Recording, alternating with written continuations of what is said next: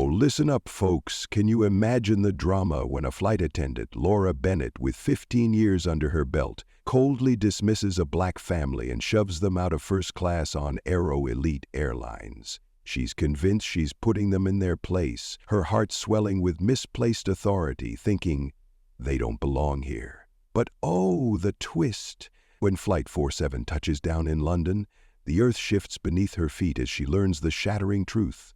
It's not just any family. They own the airline, Aero Elite itself. What happens next, my friends, will grip your soul, twist your heart, and leave Laura and maybe even you questioning everything you thought you knew about fairness and pride.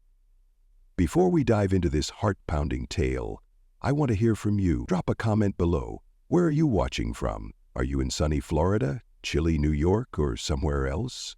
And if this story tugs at your heartstrings, don't forget to smash that like button and subscribe for more stories that'll make you think, feel, and maybe even change. Let's get started. Laura Bennett, now 38 and a seasoned flight attendant, had poured nearly 15 years into Aero Elite Airlines, facing every challenge imaginable, grumpy passengers snapping at her, last-minute demands that threw schedules into chaos, and flights delayed by storms or mechanical hiccups.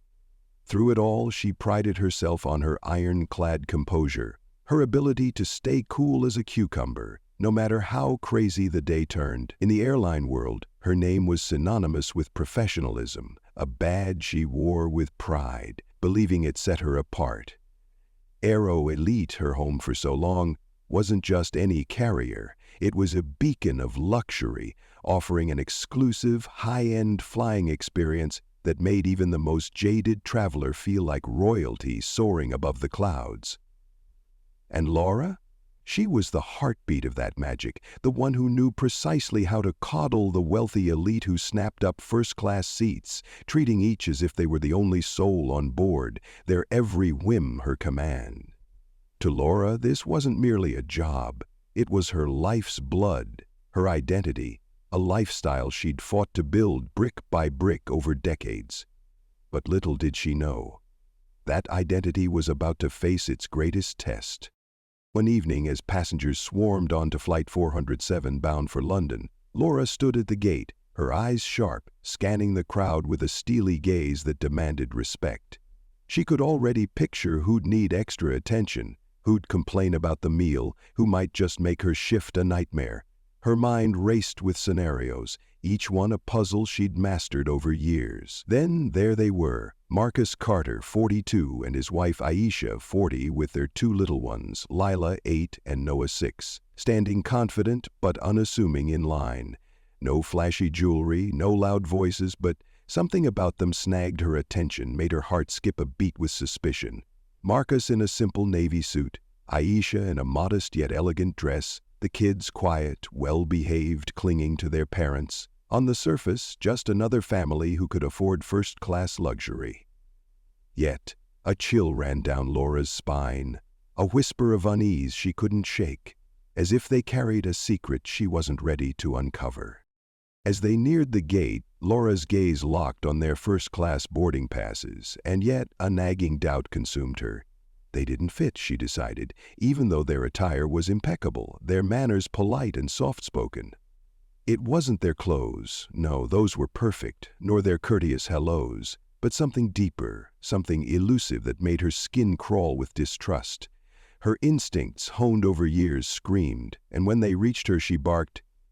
"Step aside a moment," Marcus asked, voice calm but with a razor's edge. "Is there a problem?" Laura hesitated, heart pounding, scanning their tickets again.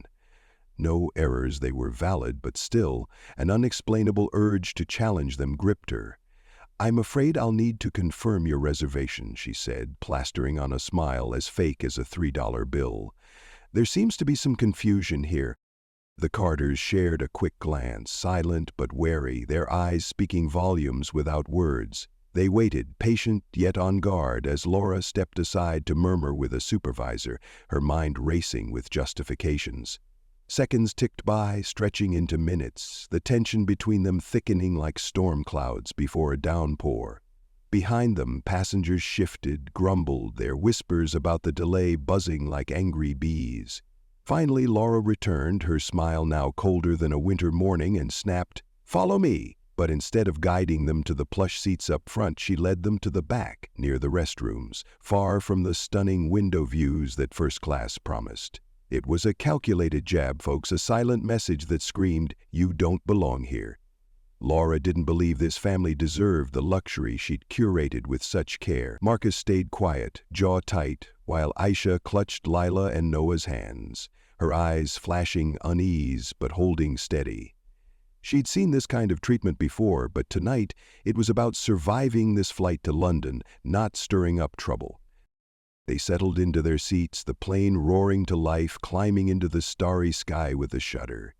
Laura resumed her rounds, gliding through the aisles, greeting passengers with forced cheer, pouring drinks, attending to every need with practiced ease. But a dark cloud hung over her mind, gnawing at her peace.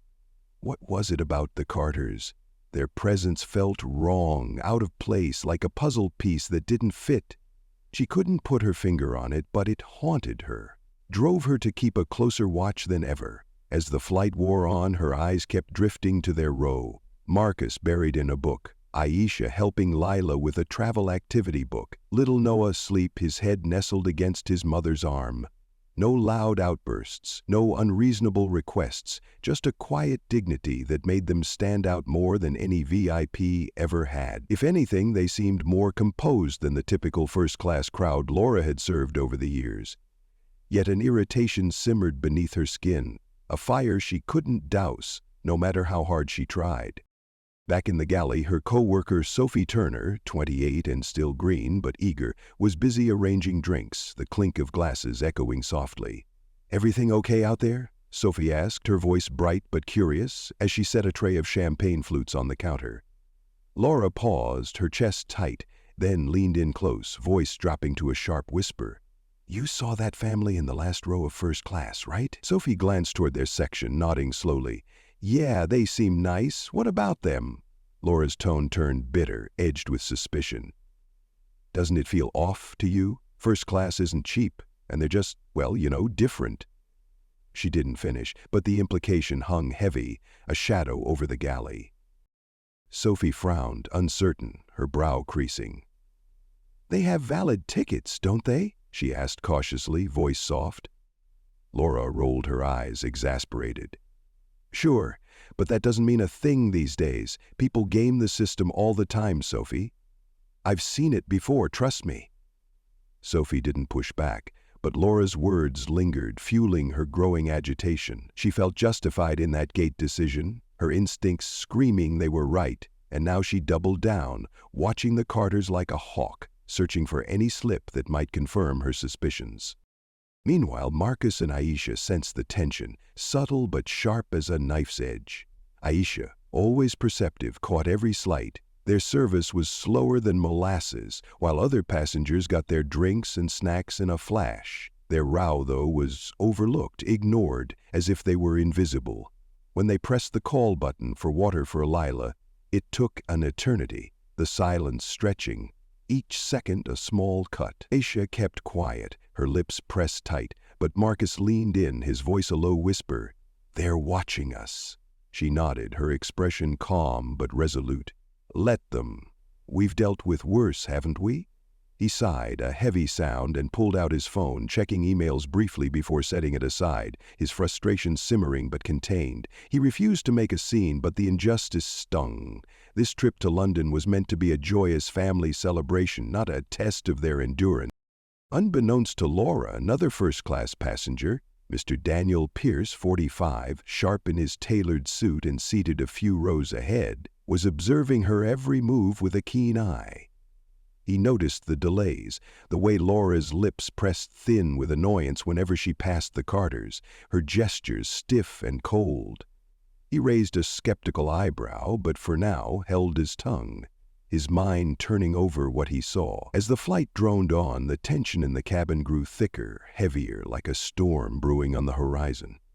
Laura tried to refocus, to bury herself in her tasks, but a nagging fear whispered that this family was challenging her authority in ways she couldn't articulate. ways that made her palms sweat and her heart race. For the first time in years, her usual ironclad control felt shaky, fragile, and she despised the vulnerability it brought. Dinner service began, and Laura made a deliberate choice. She stalled serving the Carters, letting other passengers enjoy their gourmet meals, sip their fine wines, laugh softly over their conversations, while Marcus and Aisha sat, menus untouched, waiting with a patience that bordered on saintly. Aisha glanced around, her eyes sharp, noticing how the attendants flitted to others with ease, smiles wide and genuine, while their row was left in the shadow. "This isn't a coincidence," she murmured to Marcus, her voice low but firm. He sighed, leaning back, arms crossed, his eyes flashing frustration he wouldn't voice. "I know," he muttered, voice measured but edged with irritation, "but let's not give her the satisfaction of seeing us upset. Not yet." At long last, Laura approached, her expression neutral, but her body language stiff as a board. "I apologize for the delay," she said curtly, her words clipped as she dropped their menus with a sharpness that wasn't accidental. "We've had a backlog in the galley. Can I take your order now?" Aisha smiled politely, unflinching, her tone steady as a rock. "Yes, of course," they ordered calmly, as they had all night, and Laura scribbled their choices quickly, then turned away without the warmth she reserved for others, leaving a chill in her wake. Mr. Pierce, now nursing a glass of whiskey, couldn't stay silent any longer. He flagged Sophie as she passed, his voice low but firm, carrying a weight that demanded attention. "Excuse me," he said, leaning forward, "can I ask why that family in the last row of first class was served so late? It's glaringly obvious, isn't it?" Sophie froze, her eyes darting to Laura just a few feet away, panic flickering across her face. Laura turned, her features tightening, a mask of control slipping. "I assure you, sir, everything is under control," she said quickly, words tumbling out like a rehearsed line. Mr. Pierce wasn't convinced, his eyebrow arching high. "Under control? From where I sit, it looks like a deliberate snub, like you're ignoring them on purpose. Is that what first-class service looks like these days?" Laura's cheeks flushed, a flush of shame or anger, but she forced a professional smile, brittle as glass. "I'm sorry if it appeared that way, sir. That wasn't the intention." He stared at her, expression unreadable, then shook his head subtly and turned back to his meal, leaving Laura more rattled than she'd been in years. Sophie, looking uncomfortable, mumbled an excuse and retreated to the galley, her steps quick and nervous. As Laura tried to regain her footing, she stole another glance at the Carters. No outbursts, no complaints, but their quiet dignity felt like a silent accusation, a challenge she wasn't prepared to face, not really. For the first time that night, a flicker of unease sparked in her chest, a tiny flame of doubt she couldn't extinguish. Something about this situation felt bigger, heavier, like a storm she hadn't seen coming, though she couldn't pinpoint what it was. The rest of dinner passed without drama on the surface, but the tension clung to the cabin like damp fog, refusing to lift. Laura moved fast between rows, trying to bury herself in work, but her thoughts kept circling back to Mr. Pierce's pointed words and the Carters' unwavering poise. Every routine interaction with them, passing a tray, offering a napkin, left her more unsettled, their silence louder than any shout. Meanwhile, Marcus and Aisha shared a look, a silent acknowledgement of the growing unease around them. "We've handled worse," Aisha whispered, her hand brushing his arm in a small, steadying gesture. He nodded, jaw clenched, but his eyes told a different story, one of quiet resolve. Near the galley, Laura caught snippets of passenger murmurs, soft but sharp, though no one dared confront her directly. Mr. Pierce's earlier jab had sparked whispers, little fires of doubt among the first-class crowd, and Laura felt her grip on control slipping, sliding through her fingers like sand. With it came an uncharacteristic nervousness, a tremor in her hands she couldn't hide. She'd always prided herself on maintaining professionalism, on being the captain of her domain no matter the chaos, so why were these people, this family, getting under her skin, burrowing into her confidence like termites? As hours stretched on, the cabin lights dimmed for the night, passengers settling in, some dozing, others lost in in-flight movies. Leela and Noah Carter were asleep, their small heads resting on their parents' shoulders, innocent and unaware. But Marcus and Aisha stayed alert, their quiet conversation punctuated by glances toward the galley, watchful, waiting. Laura couldn't bottle up her frustrations any longer. She turned to Sophie, voice low but bitter. "I don't understand why they act so entitled. It's not like they're royalty or something." Sophie shifted, uncomfortable, hesitating before replying, "I don't think they're entitled. They're just normal passengers. Maybe we should just treat them like everyone else." Laura's eyes flashed, sharp and defensive. "You don't get it, Sophie. I've been in this business long enough to know when something's off, when something doesn't feel right." She didn't explain further, but the words hung there, heavy and unresolved, as Sophie retreated, leaving Laura alone with her growing storm. Unbeknownst to Laura, Marcus had quietly risen from his seat, moving with purpose to the front of the plane where he spoke briefly with Captain Edward Grant's assistant. His demeanor was calm, but beneath it pulsed a quiet intensity, a resolve that spoke of justice delayed but not denied. The assistant nodded, escorting him to the cockpit for a private, hushed conversation with the captain himself. When Marcus returned, Aisha raised an eyebrow but didn't press, trusting his judgment implicitly, knowing whatever he'd set in motion would unfold with the same quiet dignity they'd shown all night. Laura, still oblivious to this silent chess move, continued her rounds, her movements mechanical, but the cabin was shifting, a subtle current of awareness rippling through the first-class section.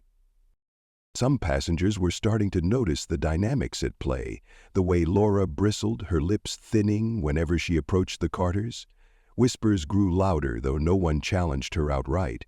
As the plane sailed through the darkened sky, the cracks in Laura's carefully crafted facade began to show, tiny fissures that threatened to bring the whole structure down. She couldn't shake the feeling that she'd underestimated these people, misjudged them in a way that might cost her everything, but the why of it eluded her, gnawing at her focus, pulling her away from her duties.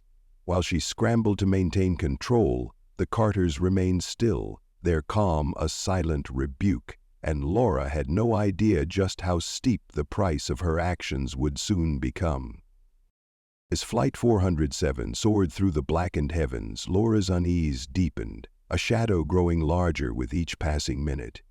Every glance at the Carters seemed to unsettle her further, their quiet presence a challenge she couldn't ignore, couldn't escape. They weren't loud, they didn't demand, and yet their stillness felt like a gauntlet thrown down, daring her to see them, really see them. Meanwhile, the cabin was deceptively calm, most passengers either sleeping or lost in the glow of movie screens. But for Laura, it was anything but peaceful, an invisible weight pressed down on her, heavy as a winter coat, suffocating in its intensity. In the first-class cabin, Marcus shifted in his seat, leaning closer to Aisha, his voice a mere breath. "Everything set?" he whispered, eyes searching hers. Aisha looked back, her expression unreadable, a mask of calm hiding the storm within, before she gave a small, decisive nod. She glanced at Lila and Noah, still fast asleep, their innocence a stark contrast to the tension around them, then turned back to her husband. "Are you sure this is necessary?" she asked softly, her voice trembling with a mix of fear and hope. Marcus offered a faint smile, the kind that carried both reassurance and ironclad resolve, and said, "It's not about us anymore, Aisha. It's about everyone who might ever face what we did tonight." She held his gaze for a long moment, then leaned back, her hand resting protectively on Lila's shoulder, a mother's instinct shielding her children from the ugliness they couldn't yet understand. In the galley, Laura wrestled with a nagging sense of dread she couldn't name, her instincts screaming as loud as ever, but instead of clarity, her mind was a fog of frustration and confusion. Why did this family, who hadn't raised a single complaint or caused a single disruption, bother her so deeply, clawing at her confidence like a persistent itch? She convinced herself it was their challenge to her authority, Marcus's calm demeanor, Aisha's quiet grace. It all felt like an affront, a personal attack on the world she'd built, though she couldn't explain why, not really. As Laura filled out a routine report near the galley, the clatter of trays and the hum of engines filling the space, Mr. Daniel Pierce approached again, his glass of whiskey held loosely, his expression sharp but eerily calm. "Excuse me, miss," he said, voice low enough not to wake the sleeping passengers, but carrying a weight that made Laura's spine stiffen. She looked up, already braced for another jab, her heart racing. "Yes, sir. Is there something I can assist you with?" The man tilted his head, studying her like a scientist examining a specimen, his eyes piercing. "You've worked for Aero Elite a long time, haven't you?" he asked, voice smooth but probing. Laura kept her tone professional, though it trembled at the edges. "Yes, I have. 15 years. Why do you ask?" He smiled faintly, but it didn't touch his eyes, a smile that felt more like a warning. "Impressive," he said, drawing out the word. "Then you must know how vital customer experience is to this airline. I assume the Carter family in the back row paid the same premium price as the rest of us, wouldn't you agree? Don't they deserve the same service?" Laura's mouth tightened, a vice grip of defensiveness clamping down. She hated how his words cut straight to the bone, exposing her flaws without mercy. "Of course, sir," she forced out, her voice polite but strained. "Always." He raised an eyebrow, skeptical, his gaze never wavering. "Are they? Because from where I'm sitting, it sure doesn't look that way." Her hand clenched around the edge of her clipboard, nails digging into the plastic, and she fought to keep her composure. "If there's a concern, I assure you it will be addressed promptly," she said, each word a battle. Mr. Pierce took a slow sip of his drink, his eyes locked on hers, unblinking. "Good," he said evenly, his tone carrying a threat veiled as courtesy. "Because you never know who might be watching, do you?" With that, he turned and walked back to his seat, leaving Laura standing there, the galley suddenly colder, a growing sense of dread settling in her chest like a stone. She felt warned, exposed, though she couldn't say why, her thoughts racing, tumbling over each other. Did he know the Carters? Were they someone important? Someone with power she hadn't anticipated? She shook her head, trying to push the doubts aside, but deep down that uneasy feeling rooted itself, whispering that this flight was different, that she might not be the one in control after all. The hours dragged on, each one heavier than the last, and Laura's nerves began to fray, unraveling like a poorly knit sweater. Every time she looked at the Carters, seated so calmly in their seats, so unbothered by the thinly veiled hostility she'd shown, their composure only deepened her unease, making her feel as if they held a secret she couldn't grasp, a card up their sleeves she hadn't seen. Her mind replayed Mr. Pierce's cryptic remark over and over. You never know who might be watching, each word echoing like a bell tolling her doom. What had he meant? And why had he directed it at her, like a dart aimed straight at her heart? As Flight 407 began its gradual descent toward London, the city lights twinkling like distant stars below, Laura tried to focus on the tasks at hand, collecting trash, assisting passengers, preparing for landing, ensuring the cabin was secure. But no matter how hard she tried to bury herself in the routine, her gaze kept drifting back to that last row of first class, drawn like a moth to flame. Marcus and Aisha had woken Lila and Noah, the kids now quiet, their faces pressed against the windows, eyes wide with wonder at the London lights far below.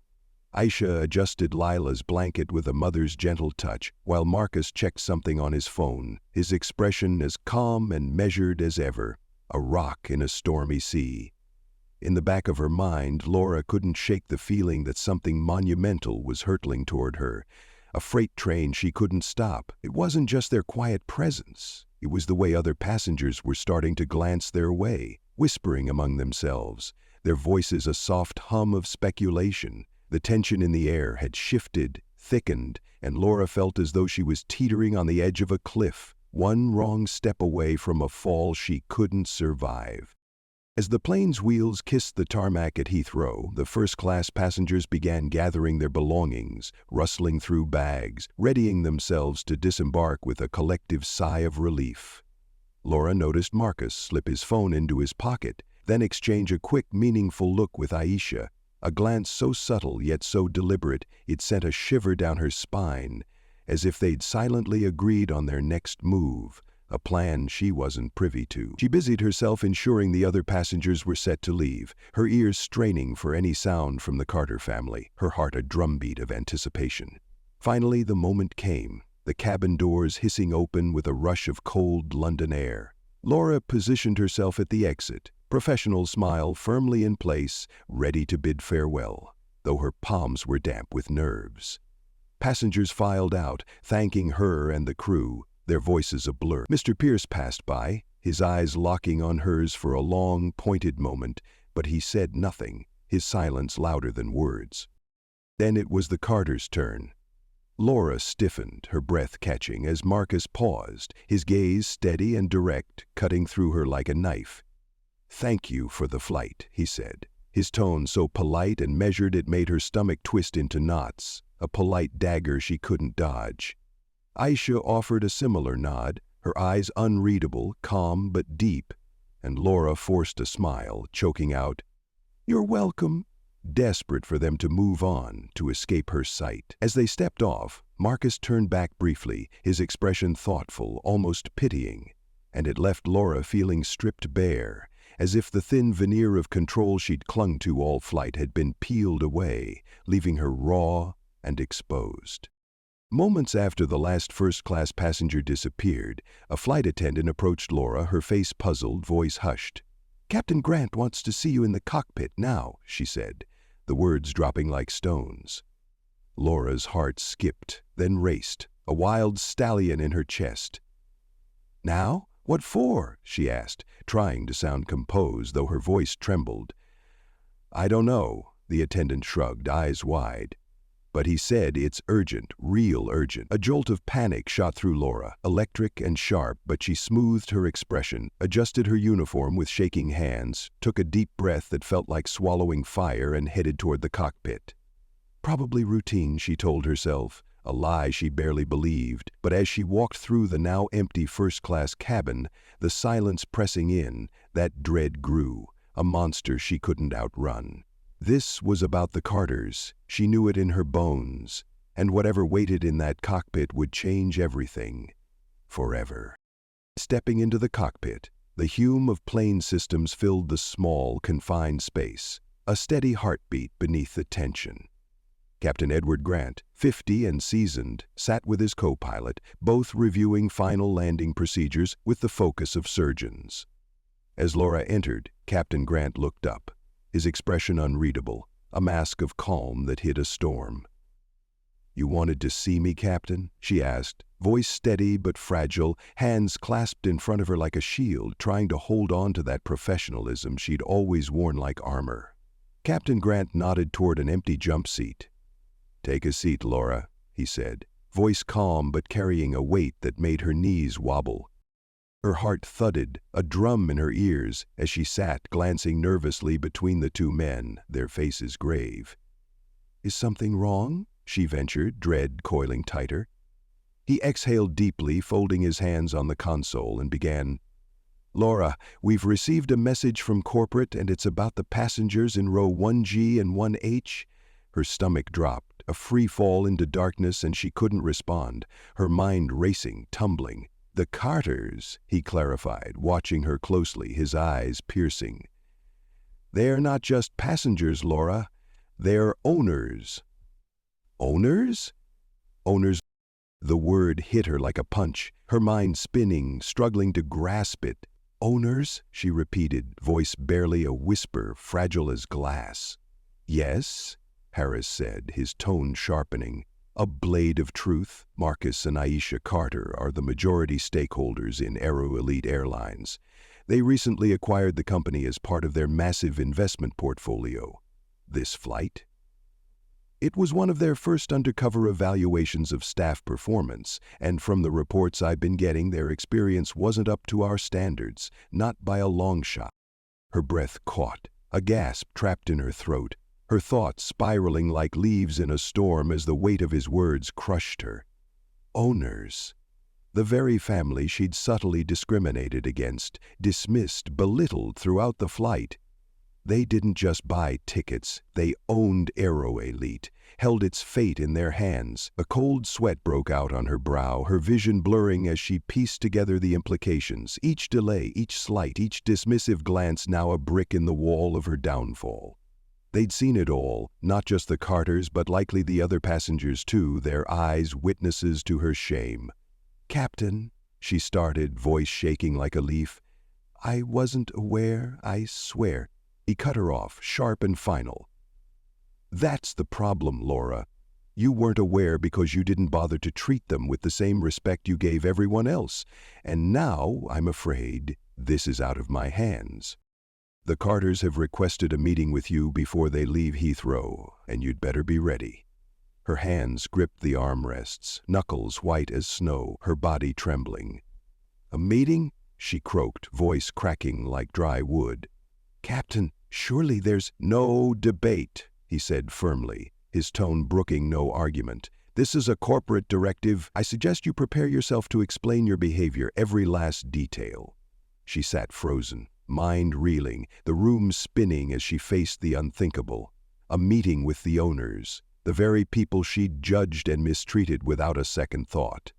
The foundation of her confidence, her authority, felt like it was crumbling beneath her, sand slipping through her fingers, and she opened her mouth to protest.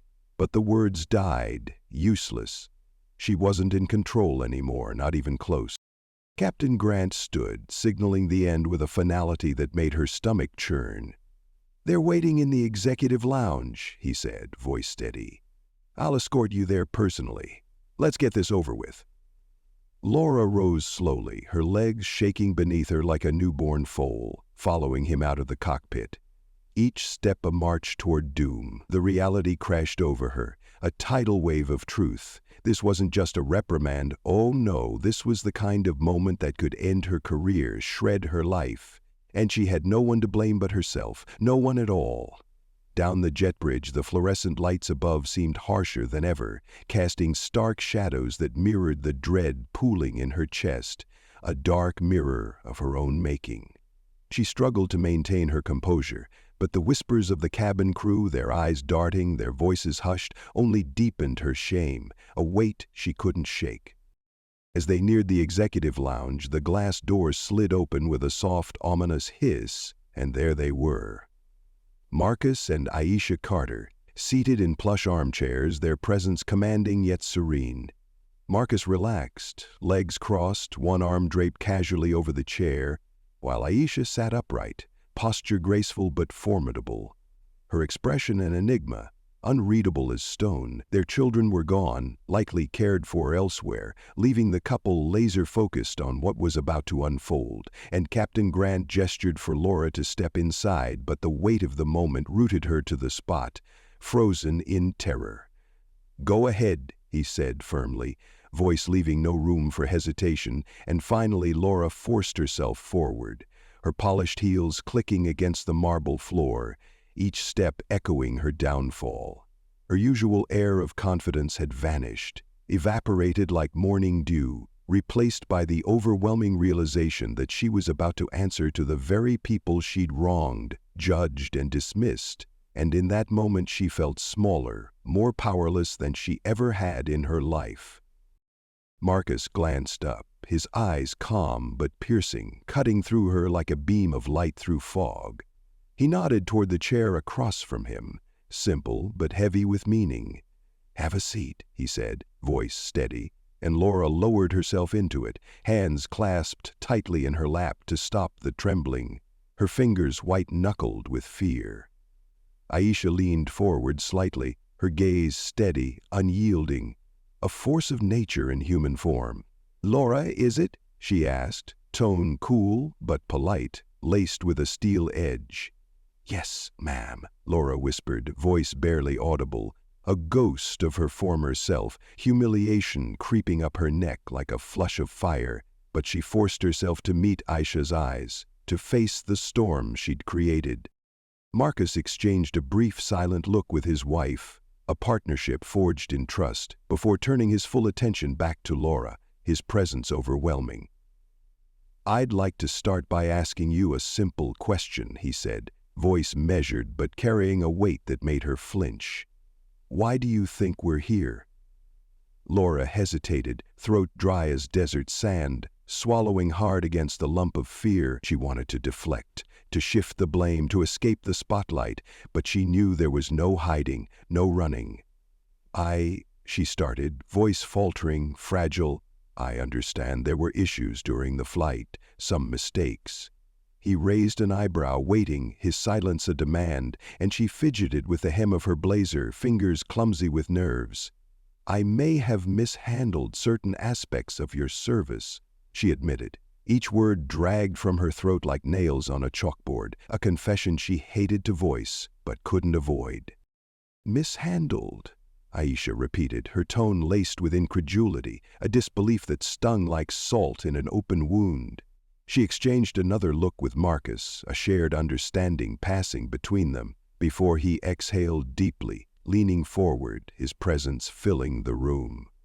"Laura," he said, voice soft but firm, a gentleness that masked the steel beneath. "This isn't about a delayed drink or a less-than-ideal seat. This is about respect, or in this case, the complete lack of it. Throughout that entire flight, you treated us as though we didn't belong, as if we were intruders in our own airline. Am I wrong?" Laura opened her mouth to deny it, to cling to her pride, but the truth hit her like a freight train and she stopped, defeated.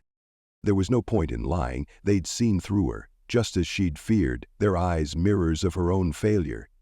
"No, sir," she admitted quietly, voice breaking. "You're not wrong." Aisha tilted her head, her expression shifting from stern to something deeper, something like disappointment, a mother's sorrow mixed with resolve. "Do you have any idea how many times we've encountered this kind of treatment, Laura?" she asked, voice calm but cutting, each word a blade. "We've worked so hard, fought so long, to build a life where we don't have to justify our presence, our worth. But people like you still make us feel like we're trespassing, like we don't deserve to be here. Why is that? Why do you do this?" Laura's throat closed, words trapped, her mind scrambling for an answer she didn't have, couldn't find, as Aisha's question cut deeper than she'd ever imagined, forcing her to confront the hidden biases she'd buried under years of polished professionalism, now exposed for all to see. Marcus leaned back, his gaze unwavering, a judge delivering a verdict. "This isn't just about us, Laura," he said, voice steady. "It's about every single passenger who's ever been made to feel less than, diminished by someone else's prejudice. As owners of Aero Elite, we carry a responsibility to ensure this kind of behavior doesn't exist on our airline. Not now, not ever. And after today, after what we've seen, I'm not sure you belong here, not in the role you've held." Laura's eyes widened, panic flooding her chest like a tsunami, her heart racing, breath shallow. "Mr. Carter, please," she stammered, voice breaking, hands shaking. "This was a mistake, just a lapse in judgment, I swear. I've been with Aero Elite for 15 years. I'm good at my job. I know I am. I can learn from this. I promise I can." Marcus studied her, his expression unreadable, a mask of calm that hid the storm within. While Aisha, less reserved, leaned forward, her voice sharp as a whip. "You've been here for 15 years, she said, each word a lash. "But what have you learned in all that time, Laura? Clearly it wasn't how to treat people with respect, with dignity. Clearly it wasn't that." Laura's heart sank, a stone dropping into a bottomless well. The silence that followed deafening, a void that swallowed her whole. She realized in that moment that no carefully chosen words, no excuses, no pleas, could undo the damage she'd done, the lines she'd crossed. The control she'd so carefully cultivated during the flight was gone, vanished, replaced by an unshakable, brutal truth. She'd misjudged them, underestimated them, and now she was paying the price, facing the music she'd tried so hard to avoid. Marcus finally broke the silence, his voice calm but final, a judge's gavel falling. "We'll take this matter to corporate," he said, each word deliberate. "Your actions today will be thoroughly reviewed and a decision will be made about your future with Aero Elite. But understand this, Laura. Your behavior is unacceptable, a stain not just on you but on the entire company, the reputation we've built. That's something we can't and won't." Laura nodded, her hands trembling in her lap, a puppet on strings she couldn't control, wanting to plead further, to defend herself but knowing it would only dig her deeper. Instead, she sat in silence, the weight of their words sinking into her bones, a heavy fog that settled over her soul as the reality of her actions crashed down, a mirror she couldn't look away from. As she sat there, frozen, the gravity of the situation bore down, a crushing force, the Carter's words echoing in her mind, dismantling the fragile justifications she'd clung to like a lifeline throughout the flight. She felt exposed, stripped bare, as if every unspoken thought, every subtle bias she'd acted on was now laid out for the world to see, a public dissection of her soul. For the first time in her 15 years with Aero Elite, she felt genuinely powerless, a queen dethroned, her crown shattered at her feet. Marcus leaned forward again, his calm demeanor unshaken, a rock in the storm he'd weathered. "Laura," he said, voice carrying a weight that made her flinch, a physical blow to her ego.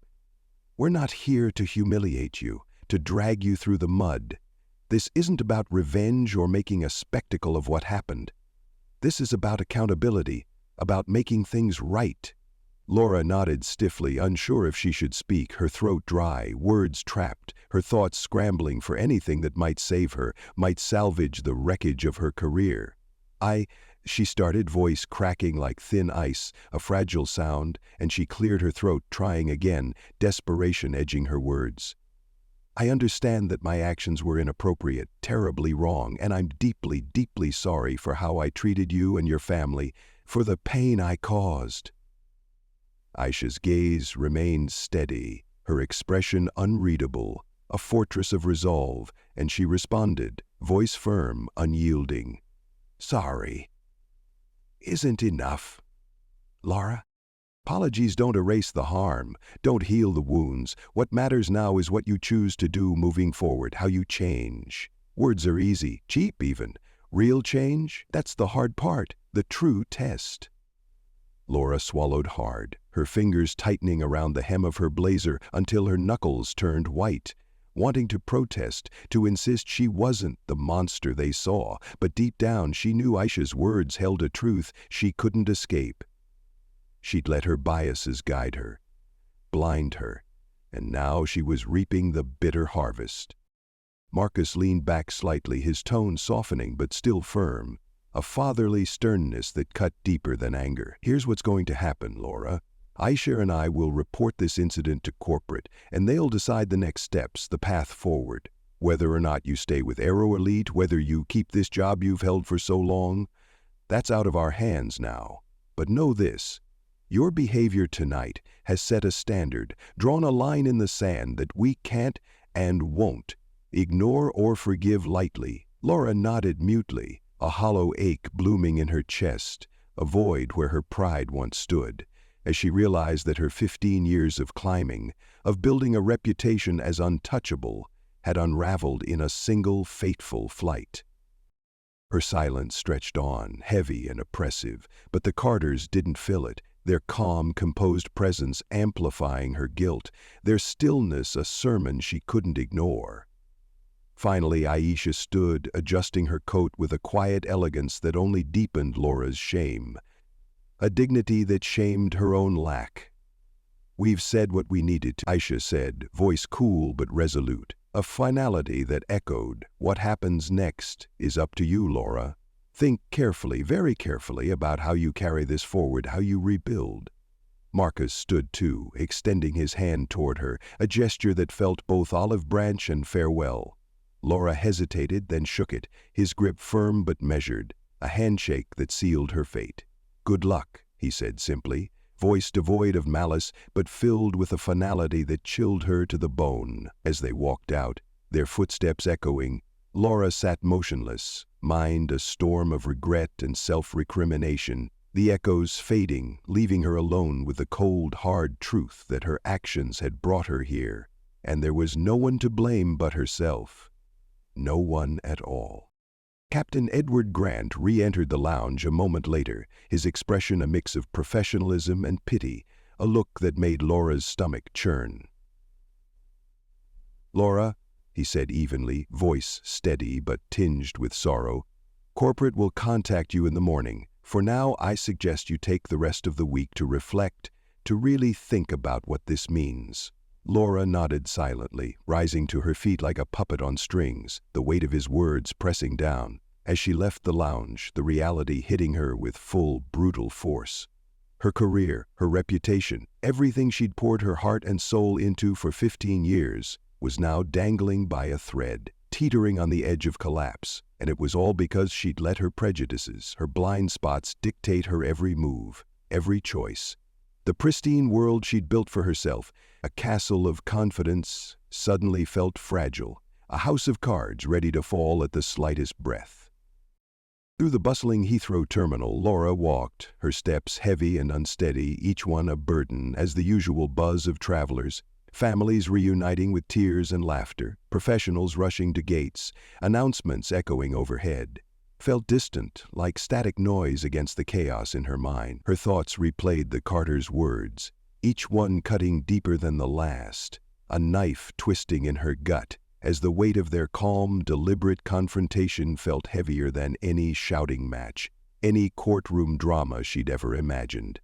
She reached the employee parking lot, climbed into her car, gripping the steering wheel as if it were the only thing anchoring her to reality, her knuckles white, her breath shallow. For a long moment, she just sat there, staring blankly at the dashboard, her thoughts a chaotic mess, a whirlwind of fear and shame. The Carters' faces floated in her mind, calm, composed, yet filled with a quiet disappointment that broke her heart anew. And she wanted to be angry, to lash out, to blame them for her predicament, but she couldn't, not really. She knew deep down that every choice she'd made during that flight, every snap judgment, every cold glance had led her to this moment, this precipice. The drive home was a blur, the city lights streaming past her windows like faint, fleeting ghosts, and she barely registered the turns, her body moving on autopilot, while her mind spiraled deeper into self-reflection, a dark tunnel with no end in sight. It wasn't just about that one flight, no, she realized with a shudder. It was about all the other moments, the smaller slights she'd brushed off or justified over years, where her actions might have been tainted by biases she'd refused to acknowledge, buried deep. The Carters had been the first to call her out so openly, so brutally, forcing her to face the mirror she'd avoided for so long, and now, as she pulled into her driveway, the house loomed cold and empty, a hollow shell that mirrored her soul.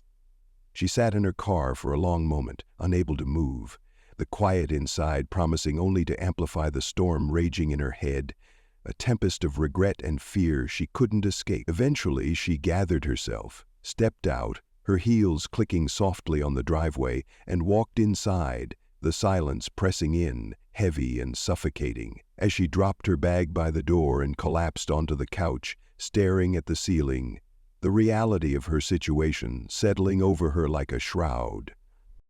Her phone buzzed on the coffee table, a jarring intrusion that pulled her from her daze, and she hesitated, dread coiling tight, before picking it up, fingers trembling.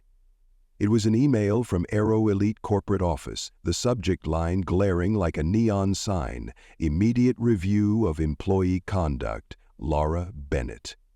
Her stomach tightened, a vice grip of terror as she opened it. The message brief but crystal clear, each word a nail in her coffin. It confirmed that the Carters had filed an official report, outlined the steps ahead, a meeting with HR, a formal review of her behavior on Flight 477, and a temporary suspension pending the outcome. And though it didn't mention termination, the threat loomed large, a shadow between the lines. She set the phone down, hands shaking, mind racing as she realized her career, Those 15 years of dedication, of carefully crafting a reputation she'd thought unbreakable, was now on the brink of collapse. A house of cards, teetering. And yet, deep down, a small, persistent voice whispered that this wasn't just about the job. It was about something far bigger, something she'd never dared to confront until now, a truth too painful to face. Laura leaned forward, burying her face in her hands, the weight of it all crashing down, as she'd spent years believing she was above reproach, that her professionalism was a shield, impenetrable, protecting her from the consequences of her own blind spots. But the Carters, with their quiet precision, had torn through that illusion, shattered it like glass, forcing her to see herself in a way she'd never dared, a reflection she couldn't escape. And now, for the first time, she didn't know how to move forward. Didn't know if she could. The next morning she woke early, sleep restless and fragmented, dreams of that flight haunting her, the email from corporate the first thing on her mind, a heavy reminder of the reckoning ahead. As she sat with her coffee, the bitter taste matching her mood, staring at the email again on her phone, a part of her clung to hope, a frail hope that it was all some terrible misunderstanding that would blow over. But she knew better, deep down. She spent the morning replaying every interaction with the Carters, every glance, every word, trying to pinpoint the exact moment when everything had gone wrong, when she'd crossed that line. But the truth was harder, uglier.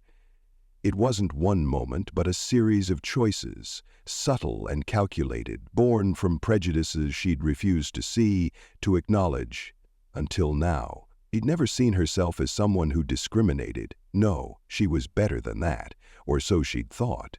But her actions screamed louder than her intentions ever could, a truth she couldn't silence. As the hours dragged on, the fear of losing her job began to mix with something deeper, something darker. Shame, a burning, corrosive shame that ate at her soul. Laura wasn't just afraid of the consequences, the loss of her livelihood. No. She was beginning to realize how deeply her behavior had betrayed the values she'd claimed to uphold, the professionalism she'd worn like a crown. She remembered Aisha's sharp, piercing words from the lounge. "What have you learned in 15 years?"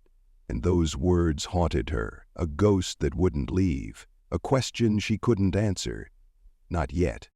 When the time came for her meeting with HR at the Aero Elite corporate office, Laura dressed carefully, choosing an outfit that screamed competence and seriousness, a last-ditch effort to cling to the image she'd built. But as she drove through the gray, cold city, the dread in her chest mirrored the weather, a chill that wouldn't lift. The journey felt endless, each mile a march toward judgment, and by the time she arrived, she was almost numb, her heart a dull thud in her chest. The receptionist directed her to a small conference room where Miss Claire Holloway, 48 and no nonsense, and Mr. Ryan Patel, 35 and uncomfortable, waited, their faces stern. Laura's heart raced, a wild thing trapped, but she forced a neutral expression, a mask she hoped would hold. Miss Holloway gestured for her to sit, voice firm but professional. "We're here to address the incident on Flight 407, she began. "The Carters, as majority stakeholders, have filed a formal complaint about your conduct. They've detailed specific concerns, and we take this very seriously." Laura nodded, throat dry as dust, wanting to speak, to defend herself, but Miss Holloway raised a hand, halting her. "You will have your chance," she continued, "but first understand this. This isn't a minor issue. The Carters' complaint isn't just about poor service. Oh no. It's about behavior that reflects systemic bias, a rot we can't tolerate at Aero Elite." Mr. Patel nodded, shifting uncomfortably, his pen scratching notes. "This isn't just personal," he added, voice low. "They're worried about our reputation, our culture, the legacy we're building." Laura swallowed hard, the weight of their words crashing down, a realization that this wasn't just about her anymore. Her actions had cast a shadow over the entire airline, a brand built on luxury and inclusivity, now tainted by her choices. When Ms. Holloway gestured for her to speak, Laura took a deep breath, fighting to steady her voice, fighting the tremble that threatened to break her.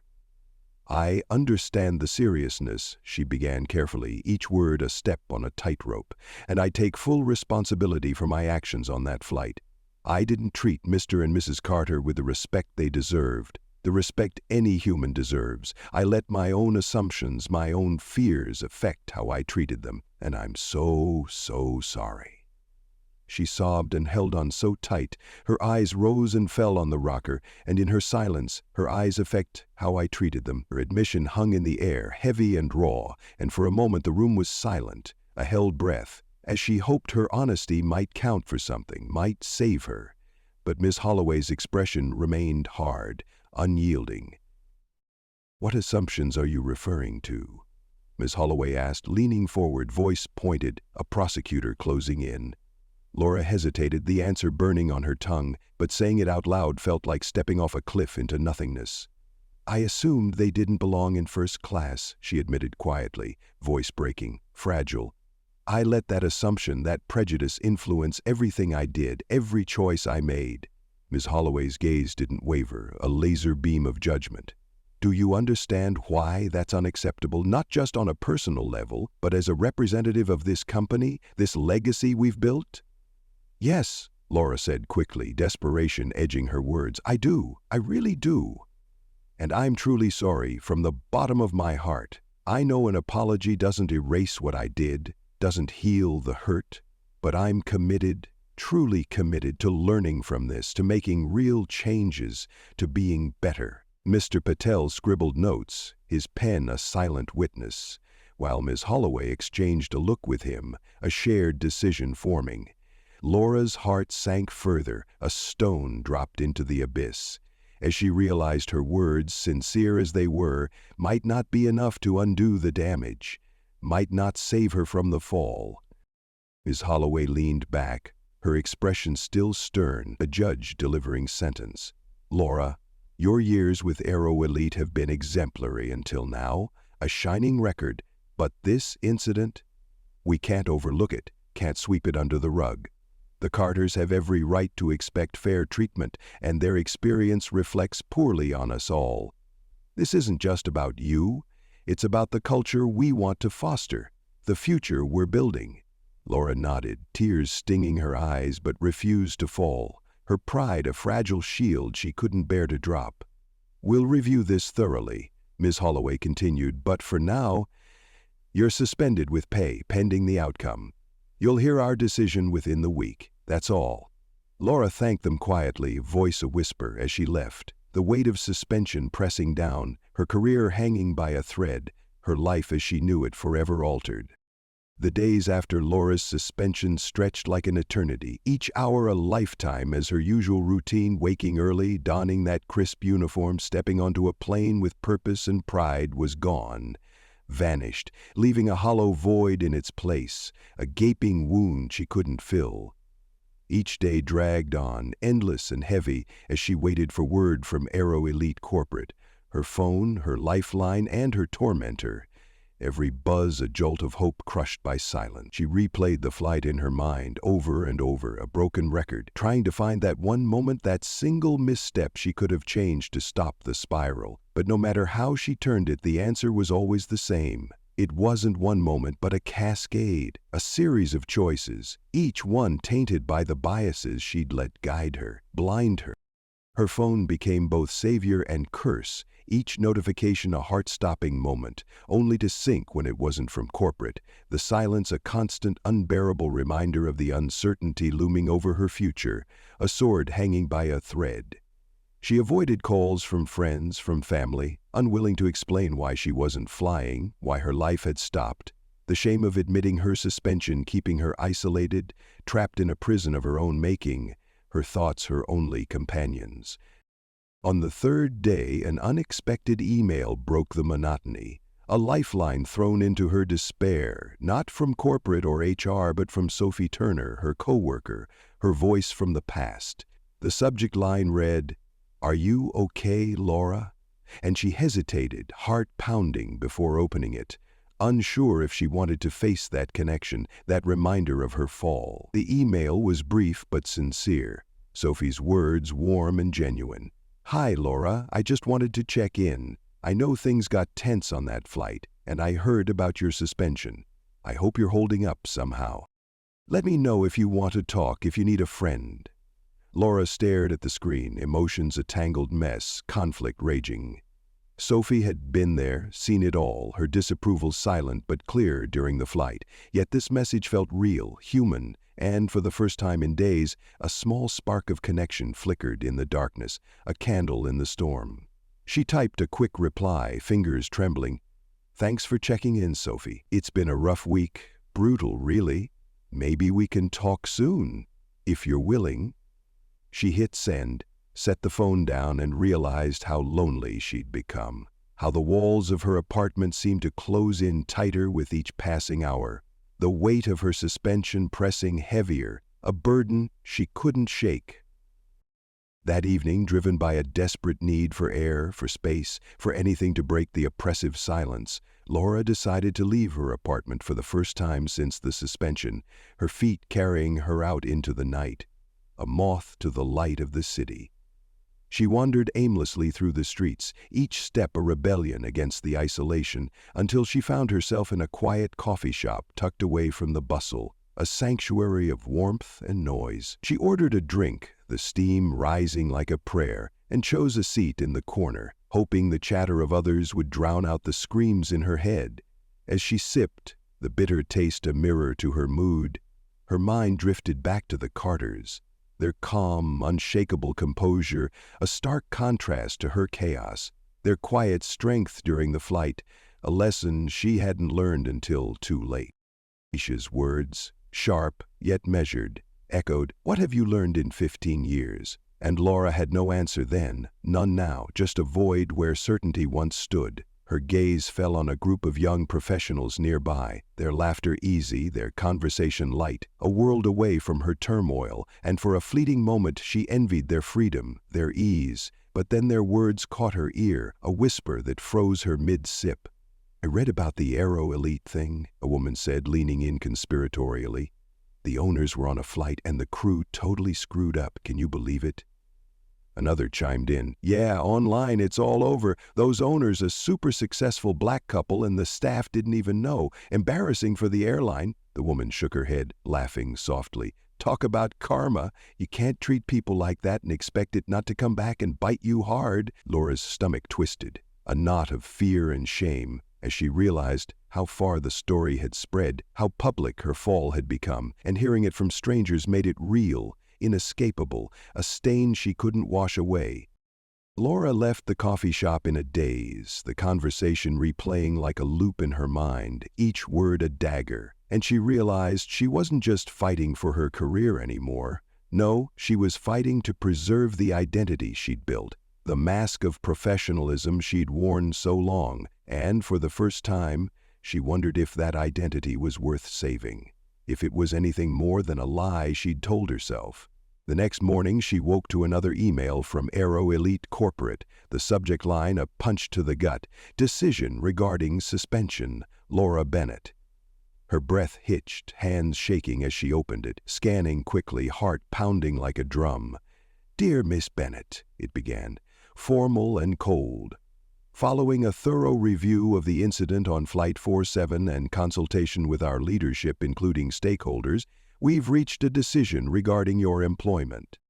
Her eyes raced down, then stopped, the word hitting her like a freight train. "Terminated. Terminated, effective immediately." She reread it, hoping the words would shift, soften, but they didn't, each one a nail in her coffin. The email detailed reasons: violation of inclusivity policies, failure to uphold standards, potential damage to reputation, and ended with a curt note about severance and returning her uniform. She dropped the phone, hands trembling, mind reeling, as the enormity washed over her, a tidal wave of loss. Her career, 15 years of blood, sweat, and tears, was gone in an instant, vanished. And she sat in stunned silence, the ground beneath her gone, leaving her suspended in a void of despair.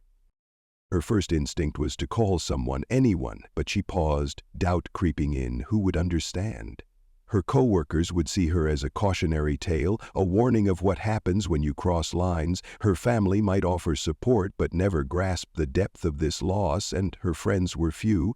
Her life so tied to Aero Elite, she'd let everything else slip away. Tears burned at the corners of her eyes, but she refused to let them fall. Pride, a fragile shield she couldn't drop, even now. This was her doing. She knew it, felt it in her bones. But the weight of accountability was unbearable, a mountain she couldn't climb. What now? How could she move forward when her entire identity, her whole self, was wrapped up in the career she'd just lost, the life she'd built and now watched crumble? Laura stood abruptly, pacing her small apartment, the walls closing in, the silence growing louder, more oppressive, as her mind raced with questions she couldn't answer. How would she rebuild? Could she rebuild? And the hardest of all, had she truly learned anything, or was this just another failure she'd carry like a chain? The weight of that termination letter stayed with Laura like a shadow, dark and persistent for days, a constant companion she couldn't escape.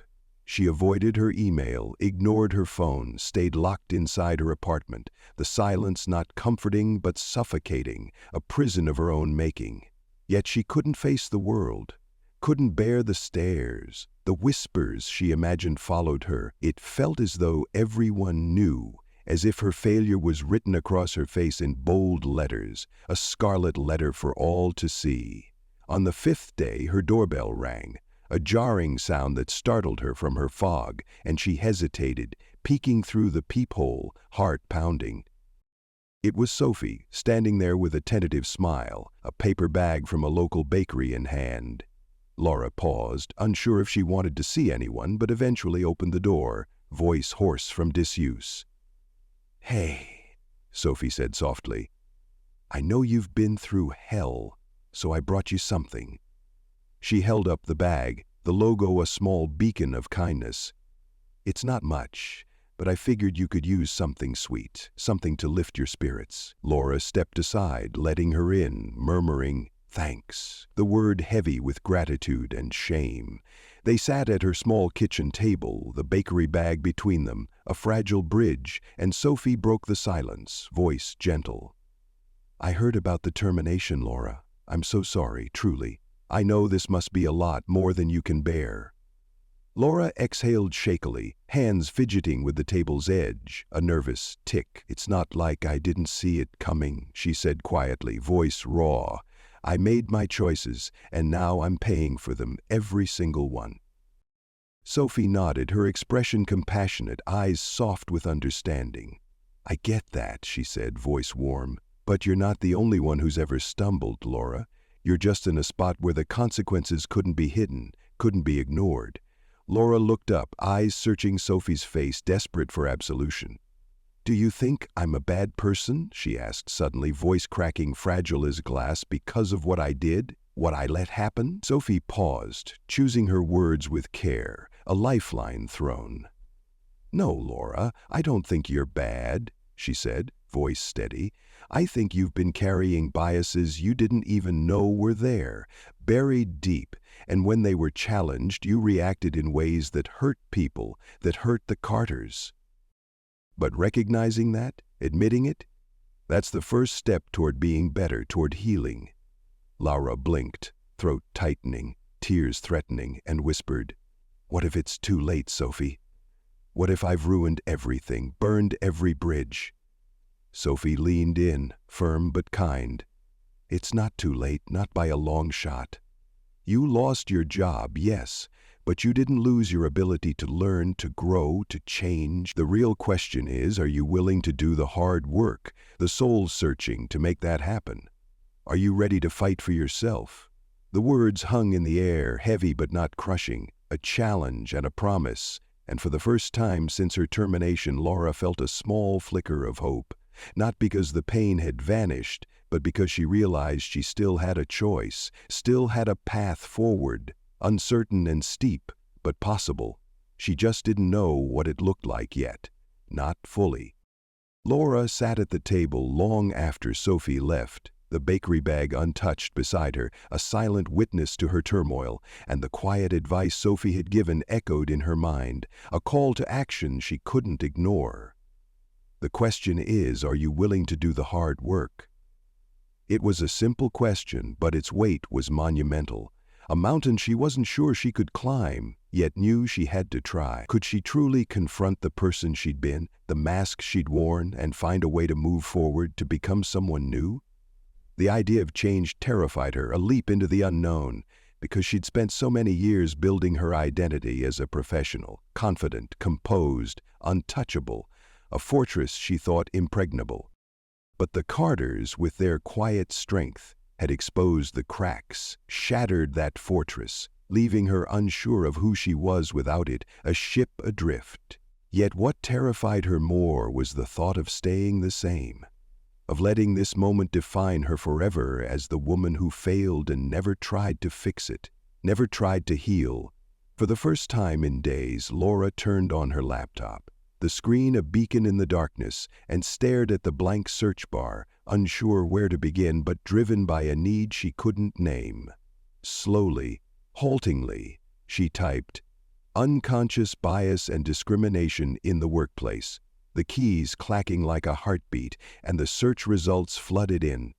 Articles, studies, training programs, personal essays, a flood of insight she hadn't sought before. She clicked on one, then another, and soon she was immersed, lost in stories of people who'd faced their own demons, recognized their biases, and fought to overcome them, each tale a mirror, each lesson a light. Laura found herself scrolling through forums and discussion boards, reading the raw, honest experiences of people from all walks of life, their voices a chorus of pain and hope.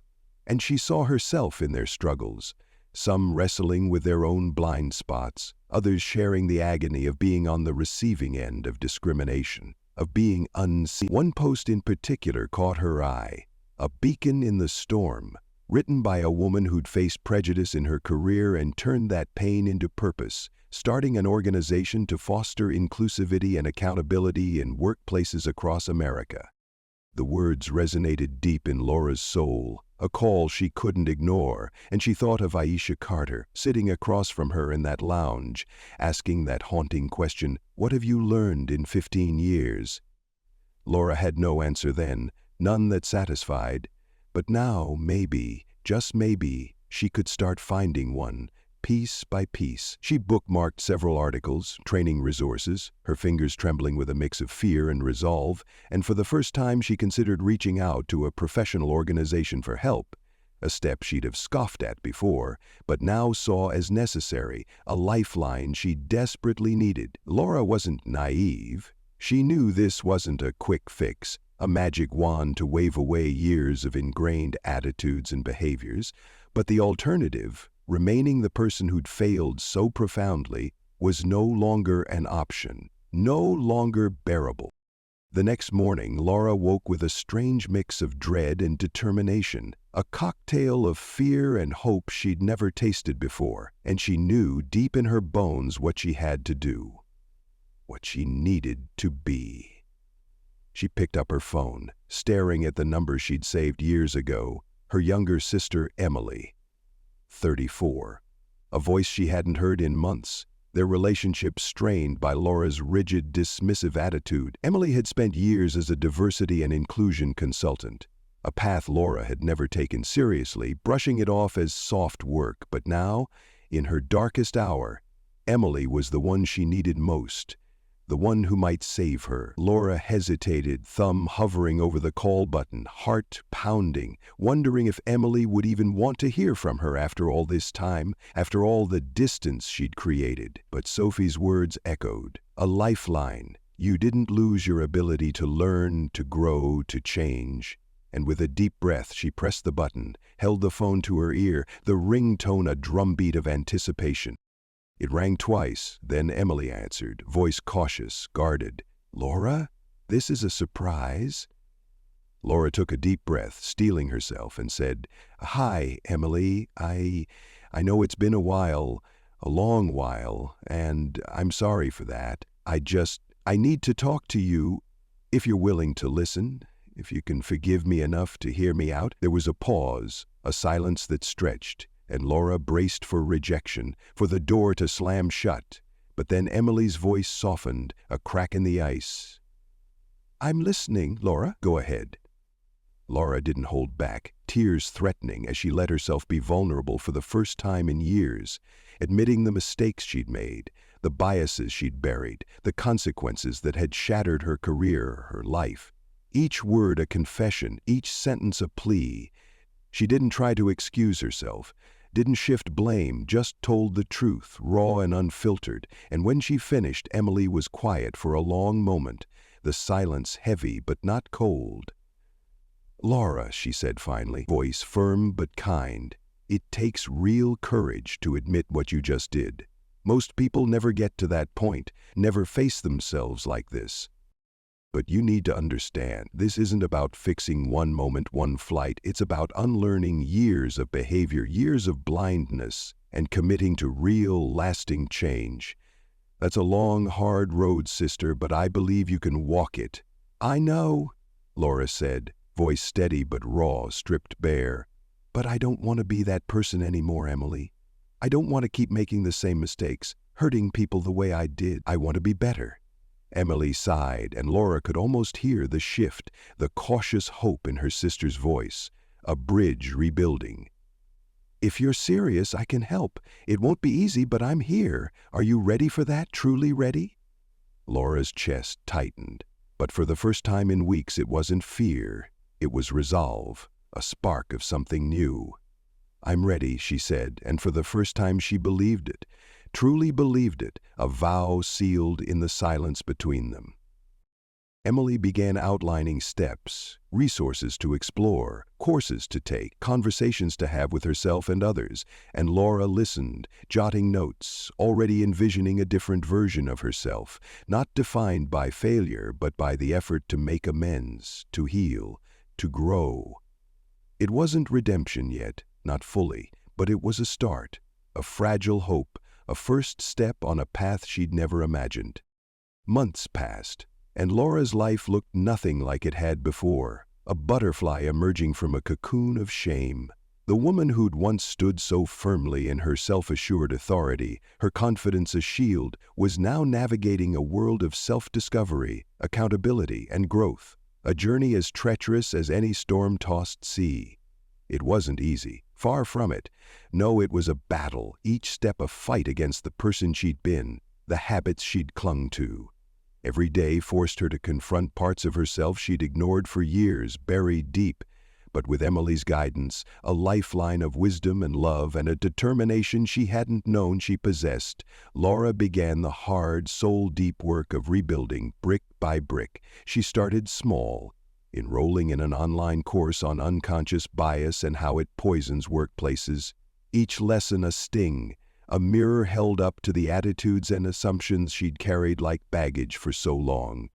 At first, it hurt, burned like fire, but instead of retreating, Laura leaned in and dove deep, reading articles late into the night, attending webinars that challenged her, joining a local discussion group focused on creating inclusive communities, their voices a chorus she'd once dismissed. For the first time, she listened, really listened, to stories she'd never valued before, and those voices shifted her perspective, opened her eyes in ways she'd never anticipated, a revelation as bright as dawn. One day, as she flipped through notes from a seminar, the pages dog-eared and scribbled with hope, Laura stumbled across contact information for a nonprofit organization dedicated to workplace equity, a beacon in her darkness. She hesitated, heart pounding, before dialing, unsure what she could offer, what value she had left, but when the director answered, voice warm and encouraging, Laura explained her situation honestly, pouring out her years in the airline industry, her mistakes, her fall, and her desperate desire to contribute to something good, something meaningful. To her surprise, the director was open and enthusiastic. People who own their mistakes and commit to learning, those are the allies we need most, Laura. Why don't you come by next week? Let's talk. Let's build something together. That meeting marked the beginning of Laura's second chapter, a rebirth she hadn't dreamed possible, as she started volunteering with the nonprofit, using her experience, her scars, to help develop training programs for businesses across the country, each session a step toward redemption. Her role was small at first, a whisper in the wind, but as she grew more confident, she took on bigger responsibilities, speaking at workshops, mentoring younger professionals hungry for change, even helping draft policies aimed at rooting out bias and promoting equity, a legacy she never imagined. The transformation wasn't just professional. No, it was personal. A soul-deep shift as Laura reached out to people she'd pushed away over the years, including Sophie. They met for coffee one afternoon, the aroma a balm, and Laura apologized sincerely, tears in her eyes, for the way she'd treated her, for the dynamic she'd poisoned on that fateful flight. Sophie smiled, kind and forgiving. "I always knew there was more to you, Laura. I'm glad you're proving me right, proving us all right." Even the Carters stayed in her thoughts, their calm strength a silent guide, a north star she followed, their dignity a lesson she carried like a torch. One day, driven by a need to close the circle, Laura wrote them a letter, pouring her heart onto the page, unsure if they'd ever read it but compelled to try. In this letter, she wrote, voice breaking even in silence, "I thank you, Marcus and Aisha, for forcing me to face the parts of myself I ignored for too long. Your actions changed my life, not just by holding me accountable, but by showing me that it's never ever too late to do better, to be better." As she mailed it, the act itself brought a quiet sense of closure, a weight lifted. Even if they never responded, she no longer needed their reply, their forgiveness. The writing was enough, a final step in taking responsibility, in moving forward, in healing. Years later, Laura stood before a packed room at a workplace equity seminar, the lights bright, the audience eager, and she was no longer the flight attendant who'd let her biases blind her, no longer the woman who'd fallen so far. She was someone new, someone forged in fire and rebuilt with hope, her failure a foundation for growth, a testimony to change. As she shared her story, voice steady but emotional, she noticed the way they listened, not with judgment but with hope, their eyes wide, their hearts open, and when the seminar ended, Laura looked out over the room, a sea of faces, and realized she'd finally found her answer to Aisha's haunting question, "What have you learned in 15 years?" More than she'd ever imagined, more than she'd ever dreamed, and it was only the beginning. A promise of better days ahead. If this story moved you, touched your heart, made you think, then do me a favor, friends. Hit that like button, share your thoughts in the comments below, and don't forget to subscribe for more tales that inspire, that challenge, that heal. Let's keep the conversation going and keep the hope alive.